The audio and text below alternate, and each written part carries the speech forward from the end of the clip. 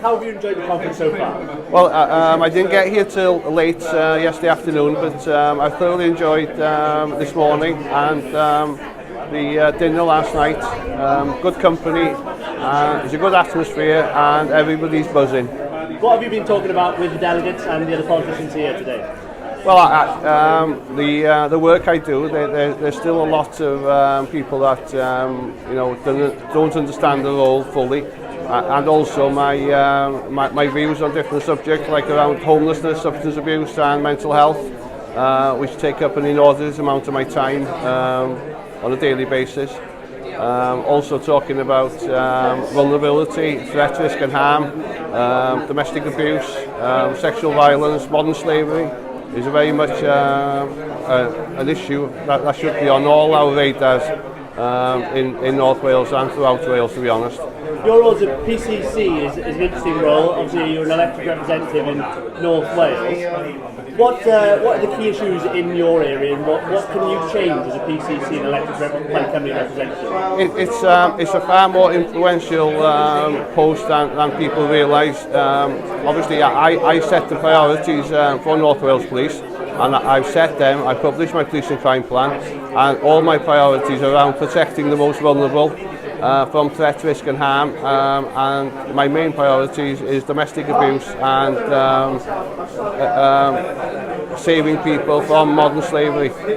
I achieve that by I set the budget, I set the precept. Obviously uncertainty around the police grant by the Home Office and the Treasury is a worry. You know, are we going to get any more cuts, or is it going to be another flat budget, which in effect is a cut? And how we're going to get the money to do everything that we need to do to protect people. You know, we're doing a lot, but with the correct resources we could do an awful lot more. You've also been a very influential campaigner on other issues, including Welsh language and Catalonia as well, more recently. Can you talk a bit about that as well? Well, I think what happened in Catalonia, what the Spanish police did in Catalonia, brings the whole police service worldwide into disrepute. And we are not instruments of the state. We are there to represent the public and to convey the public view.